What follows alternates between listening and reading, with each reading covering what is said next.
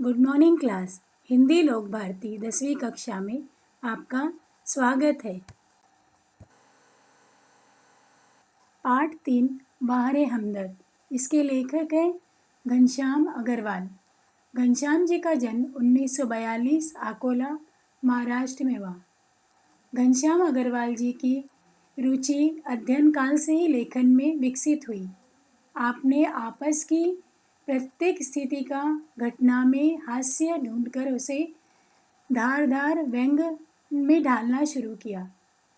आपके लेखन की विशेषता अखिल भारतीय मंचों पर हास्य व्यंग कवि के रूप में लोकप्रिय रही। इनकी प्रमुख रचनाएं हंसी घर के आईने, आज़ादी की धूम, आई एम सॉरी, अब सपने अपने अपने आदि इनकी रचनाएं हैं।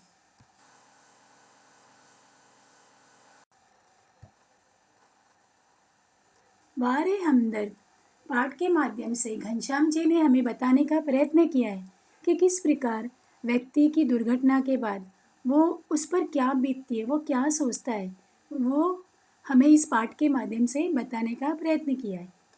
आइए देखते हैं। उस दिन जब मैं पूंजीवादी और समाजवादी अर्थव्यवस्था पर भाषण सुनकर आ रहा था तो सामने से एक कार आ रही थी। भाषण के प्रभाव से मेरी साइकिल को अधिक जोश आया था। कार को गुस्सा अधिक आया, यह मैं निश्चित रूप से नहीं कह सकता, किंतु मेरी साइकिल और वह कार जब करीब आए तो विरोधियों की तरह एक दूसरे को घृणा की नज़रों से देखते हुए आपस में जा भिड़े। मैंने खामखा पूंजीवादी और समाजवादी के झगड़े में टांग अड़ाई। फलस्वरूप मेरी टांग टूट गई। दुर्घटना के बाद आज भी इंसानियत कायम है, यह सिद्ध करने के लिए कुछ लोग मेरी तरफ दौड़े। आंख खुली तो मैंने अपने आप को एक बिस्तर पर पाया। इर्द गिर्द कुछ परिचित अपरिचित चेहरे खड़े थे। आंख खुलते ही उनके चेहरों पर उत्सुकता की लहर दौड़ गई। मैंने कराहते हुए पूछा, मैं कहाँ हूँ? कवि ने बताया कि जब वो पूंजीवादी और अर्थव्यवस्था की जो सेमिनार होता है, जो लोग वक्तृत्व में जाते हैं और उसमें बैठकर सुनते हैं कि क्या बातें हो रही है, समाज में क्या चल रहा है, यही सब बातें लेखक के दिमाग में घूम रही थी। और वो अपनी साइकिल पर सवार होकर जब जा रहा था तो उसे पता नहीं चल रहा था कि पूंजीवादी और समाजवादी लोग क्यों किस बारे में लड़ते हैं, किस बारे में बहस करते हैं। लेकिन जब लेखक ने देखा कि उनकी साइकिल और सामने वाली कार दोनों आपस में टकरा गई तो उनके होश ही उड़ गए। तो उन्होंने कहा कि आज भी लोगों में इंसानियत जिंदा है। कुछ लोगों ने लेखक को उठाया, अस्पताल लेकर गए। उन्होंने पूछा कि मैं कहाँ हूँ? आगे देखते हैं। आप सार्वजनिक अस्पताल के प्राइवेट वार्ड में हैं। आपका एक्सीडेंट हो गया था। सिर्फ पैर का फ्रैक्चर हुआ है। अब घबराने की कोई बात नहीं। एक चेहरा इतनी तेजी से जवाब देता है, लगता है मेरे होश आने तक वह इसीलिए रुका रहा है। अब मैं अपनी टांगों की ओर देखता हूँ। मेरी एक टांग अपनी जगह पर सही सलामत थी और दूसरी टांग रेत की थैली के सहारे एक स्टैंड पर लटक रही थी। मेरे दिमाग में एक नए मुहावरे का जन्म हुआ। टांग का टूटना यानी सार्वजनिक अस्पताल में कुछ दिन रहना। सार्वजनिक अस्पताल का ख्याल आते ही मैं कांप उठा। अस्पताल वैसे ही एक खतरनाक शब्द होता है, फिर यदि उसके साथ सार्वजनिक शब्द चिपका हो तो समझो आत्मा से परमात्मा के मिलन होने का समय आ गया। अब मुझे यूं लगा कि मेरी टांग टूटना मात्र एक घटना है और सार्वजनिक अस्पताल में भर्ती होना दुर्घटना है।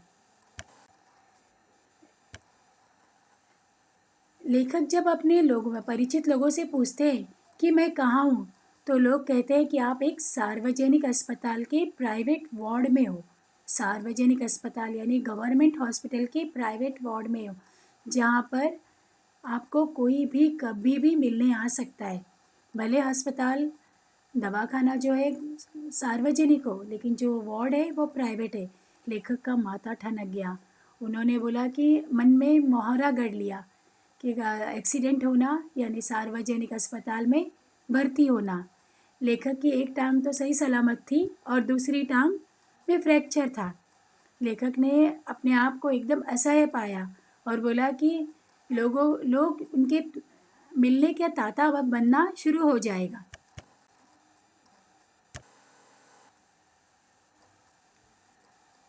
टांग से ज़्यादा फिक्र मुझे उन लोगों की हुई जो हमदर्दी जताने मुझसे मिलने आएंगे। ये मिलने जुलने वाले कई बार इतने अधिक आते हैं और कभी कभी इतना परेशान करते हैं कि मरीज का आराम हराम हो जाता है। जिसकी मरीज को खास ज़रूरत होती है, जनरल वार्ड का तो एक नियम होता है कि आप मरीज को एक निश्चित समय पर आकर ही तकलीफ दे सकते हैं, किंतु प्राइवेट वार्ड यह तो एक खुला निमंत्रण है कि हे मेरे राम, हे मेरे राम। लेखक की हालत खराब हो गई।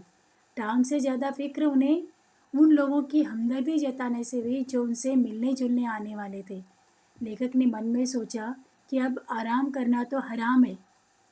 लेखक ने कहा कि जनरल वार्ड का तो एक नियम होता है। जनरल वार्ड उसे कहते हैं जहाँ पर सारे लोग भर्ती होते हैं और वहाँ पर मिलने का एक निश्चित समय होता है। बाकी कोई भी समय पर लोग वहाँ मिलने नहीं जा सकते। तब लेखक बोलते हैं कि हैरान करने के लिए कुछ निश्चित समय होता है जनरल वार्ड में, लेकिन प्राइवेट वार्ड में तो यह खुला निमंत्रण है, कभी भी आओ, कभी भी जाओ।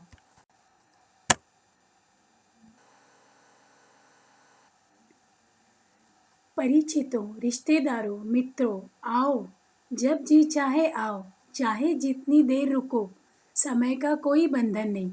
अपने सारे बदले लेने का यही वक्त है। बदले का बदला और हमदर्दी की हमदर्दी। मिलने वालों का ख्याल आते ही मुझे लगा मेरी दूसरी टांग भी टूट गई। मुझे मिलने के लिए सबसे पहले वे लोग आए जिनकी टांग या कुछ और टूटने पर मैं कभी उनसे मिलने गया था।